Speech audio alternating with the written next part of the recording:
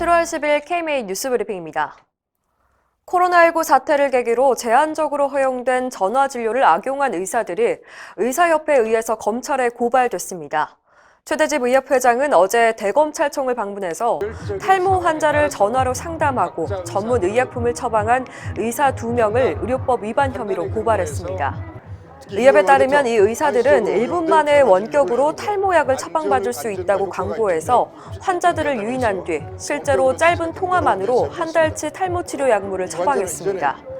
이 과정에서 약물의 위험성이나 부작용 설명은 전혀 없었습니다. 애초 정부가 전화진료를 허용한 것은 코로나19 사태로부터 만성질환자를 보호하기 위해서였는데요. 허점이 있었던 겁니다. 최대집 회장은 처음부터 정부가 의료계와 충분히 협의했다면 이런 일이 생기지 않았을 거라며 이렇게 전문가 의견을 무시한 정책이 국민 건강에 얼마나 심각한 악영향을 미치는지 극명하게 보여준다고 지적했습니다. 특히 현재 정부가 추진하는 원격 의료의 위험성을 단적으로 보여주는 사례라고 강조했습니다. 의료계 반대에도 불구하고 정부가 강행하는 정책이 또 있죠. 의사 인력 증원입니다. 정부가 당장 내후년 2022년부터 10년간 의과대학 입학 정원을 지금보다 4,000명 늘린다는 방침을 마련했습니다. 언론 보도에 따르면 지난달 말 청와대 수석보좌관 회의에서 이런 방안이 논의됐는데요. 어떤 분야에 몇 명씩 늘린다, 이런 식으로 계획이 아주 구체적입니다. 의과대학을 새로 만드는 방안도 나왔는데요. 폐교한 서남의대 정원을 이용해서 국립공공의대를 설립하고 광역자치단체 중 유일하게 의대가 없는 전남 지역에 의대를 신설한다는 구상입니다. 보건복지부는 아직 확정된 게 아니라고 해명했지만 의료계는 강하게 반발하고 있습니다. 전라남도 의사회는 성명을 내고 의료계와 협의 없는 일방적인 의사인력 증원 논의를 중단하라고 촉구했습니다. 코로나19 집단 면역은 먼 얘기가 됐습니다. 방역당국이 국민 3,055명을 대상으로 코로나19 항체 형성 여부를 검사한 결과를 공개했는데요. 항체를 갖고 있는 사람은 단 1명에 불과했습니다. 인구의 60% 이상이 항체를 갖고 있어야 집단 면역이 형성됐다고 보는데 우리 국민의 항체 형성률은 0.03%에 불과합니다.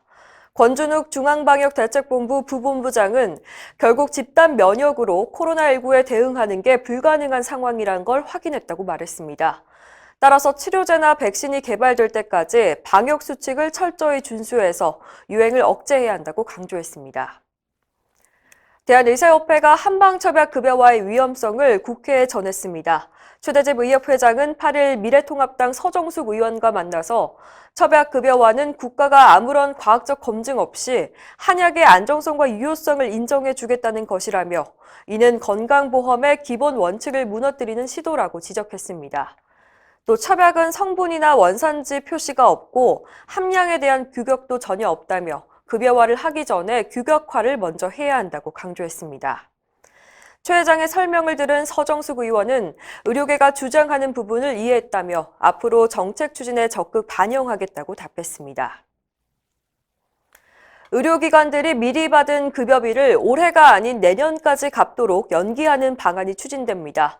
코로나19 사태로 심각한 경영난을 겪는 의료기관을 돕기 위해서 지난 3월부터 요양급여 비용 선지급 특례가 시행됐는데요. 사태가 길어지면서 올해 안에 갚는 게 어렵다는 호소가 나오고 있죠.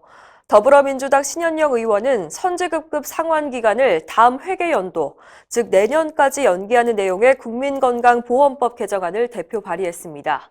신 의원은 재난이 장기화하는 경우에는 선지급 상환으로 경영난이 오히려 악화할 수 있다면서 감염병 최전선에 있는 의료기관들이 경영난을 호소하지 않도록 제도를 정비해야 한다고 밝혔습니다. 이상으로 뉴스브리핑을 마칩니다. 자세한 사항은 의협신문을 참고하시길 바랍니다.